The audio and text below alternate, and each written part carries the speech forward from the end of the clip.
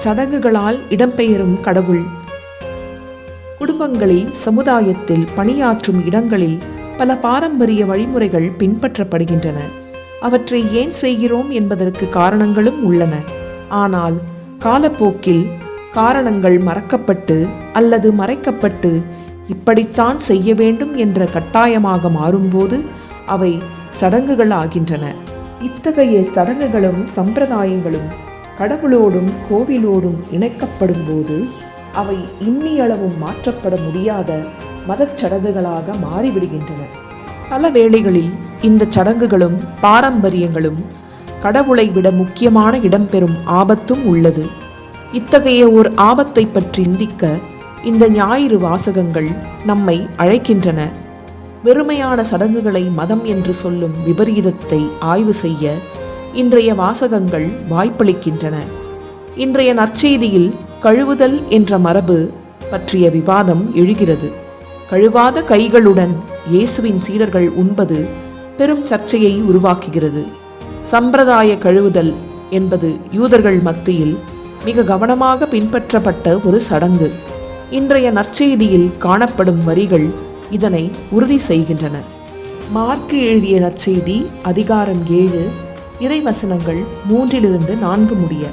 பரிசேயரும் ஏன் யூதர் அனைவருமே தம் மூதாதையர் மரபை பின்பற்றி கைகளை முறைப்படி கழுவாமல் உண்பதில்லை.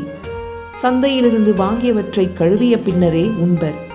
அவ்வாறே கிண்ணங்கள், பரணிகள், செம்புகள் ஆகியவற்றை கழுவுதல் போன்று அவர்கள் கடைபிடிக்க வேண்டிய மரபுகள் இன்னும் பல இருந்தன. மேலோட்டமாக பார்த்தால் இச்சடங்கு மக்களின் உடல் நலனை மனதில் கொண்டு உருவாக்கப்பட்ட வழிமுறை என்று நாம் பொருள் கொள்ள முடியும். சந்தையிலிருந்து வாங்கி வரும் பொருள்கள் சுத்தமில்லாமல் இருக்க வாய்ப்புண்டு. அதேபோல் வெளியில் சென்று வீடு திரும்புவோரும் கிருமிகள் பலவற்றை சுமந்து வர வாய்ப்புண்டு. எனவே கைகளையும் பொருள்களையும் கழுவுவது உடல் நலனுக்கு உகந்தது என்பதை யாரும் மறுக்க இயலாது. ஆனால் பரிசேயர்களும் யூதர்களும் கழுவுதலை ஒரு சடங்காக மேற்கொள்ள அவர்களை அதிகம் தூண்டிய காரணம் புற இனத்தவருடன் அவர்கள் கொண்ட தொடர்புகள். சந்தையில் வாங்கிய பொருள்கள், வெளி உலகில் அவர்கள் நடமாடிய இடங்கள் ஆகியவை புற இனத்தவரும் பயன்படுத்திய இடங்கள் அல்லது பொருள்கள் என்பதால் அவை தீட்டுப்பட்டவையாக மாறுகின்றன. இந்த காரணமே அவர்களை இந்த கழுவுதல் சடங்கை மிக கவனமாக மேற்கொள்ள தூண்டியது. இத்துணை முக்கியத்துவம் பெற்ற கழுவுதல் சடங்கை செய்யாமல் இயேசுவின் சீடர்கள் தங்கள் உணவை உண்டது அதிர்ச்சியையும் சர்ச்சையையும் உருவாக்கியது என்று இன்றைய நற்செய்தி சொல்கிறது. இஸ்ரேல் மக்கள் மத்தியில் இது போன்ற பல 100 சம்பிரதாயங்கள், மரபுகள், சடங்குகள் கூடிக்கொண்டே சென்றன. இவற்றை கூட்டவோ குறைக்கவோ வேண்டாம் என்று மோசே மக்களுக்கு தெளிவாக அறிவுறுத்தியதை இன்றைய முதல் வாசகத்தில் காண்கிறோம். இணைச்சட்டம் அதிகாரம் 4 இறைவசனங்கள் 1-2. இஸ்ரவேலரே கேளுங்கள், நான் உங்களுக்கு கற்றுத்தரும் நியமங்கள் முறைமைகளின்படி ஒழுகுங்கள். நான் உங்களுக்கு கட்டளையிட்டு சொல்பவற்றோடு எதையும் சேர்க்கவும் வேண்டாம், அதிலிருந்து எதையும் நீக்கவும் வேண்டாம். உங்கள் கடவுளாகிய ஆண்டவரின் கட்டளைகளை நான் உங்களுக்கு கற்றுத்தருகிறேன், அவற்றை பின்பற்றுங்கள். சேர்க்கவும் வேண்டாம், நீக்கவும் வேண்டாம். கடவுளின் கட்டளைகளை பின்பற்றுங்கள் என்று மோசே கூறிய தெளிவான அறிவுரையை மறந்துவிட்டு அவர் தந்த கட்டளைகளில் புதிய புதிய அர்த்தங்களை கண்டுபிடித்து சிறிய அல்லது பெரிய மாற்றங்களை உருவாக்கி அவற்றை எழுதப்படாத மரபுகளாக, சட்டங்களாக மாற்றுவதில் பரிசேயர்களும் மறைநூல் அறிஞர்களும் முழு கவனம் செலுத்தினர். இறைவன் தன் 10 கட்டளைகளை சிறு சிறு பகுதிகளாக பிரித்து பரிசேயர்களும் மறைநூல் அறிஞர்களும் 613 சட்டங்களை வகுத்து வைத்தனர்.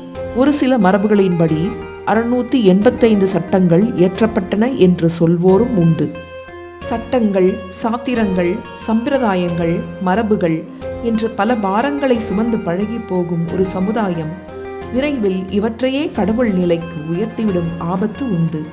இப்படிப்பட்ட ஒரு நிலை உருவாகும் போது மக்கள் இறைவனை மறந்துவிட்டு சட்டங்களை வணங்கும் ஆபத்து உண்டென்று இறைவாக்கினர் எசாயா ஓர் எச்சரிக்கை விடுத்தார்.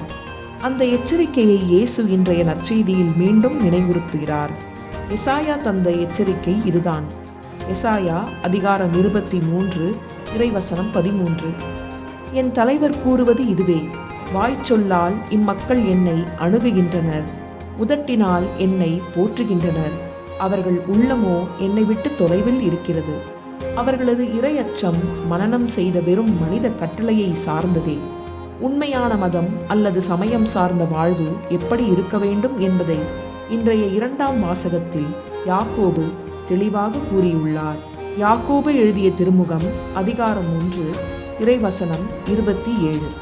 தந்தையாம் கடவுளின் பார்வையில் தூய்மையானதும் மாசற்றதுமான சமய வாழ்வு எதுவெனில், துன்புறும் அனாதைகளையும் கைம்பெண்களையும் கவனித்தலும் உலகத்தால் கரைபடாதபடி தம்மை காத்துக்கொள்வதும் ஆகும்.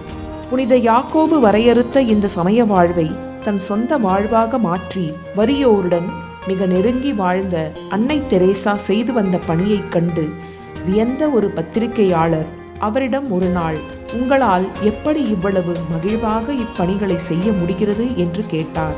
அன்னை அவரிடம், நான் 18 வயதில் என் குடும்பத்தினரை விட்டு துறவற வாழ்வில் இணைந்தபோது இயேசுவின் கைகளில் உன் கைகளை இணைத்துக்கொள், அவருடன் நடந்து செல் என்று சொல்லி என் அம்மா என்னை வழி அனுப்பி வைத்தார்கள். அம்மா அன்று சொன்ன வார்த்தைகளே என்னை இதுவரை மகிழ்வுடன் வைத்துள்ளன என்று அன்னை தெரேசா அவர்கள் அந்த பத்திரிகையாளரிடம் சொன்னார். இறைவனுக்கு நெருக்கமாக வாழ்ந்த புனித அன்னை தெரேசாவின் திருநாளை செப்டம்பர் 5 வருகிற வியாழன் அன்று சிறப்பிக்கிறோம். அந்த அன்னையின் பரிந்துரையால் நாம் பின்பற்றும் மதத்தின் உண்மை பொருளை உணர்ந்து நம் சொல்லாலும் செயலாலும் இறைவனையும் மக்களையும் நெருங்கி வாழும் வரத்தை வேண்டுவோம்.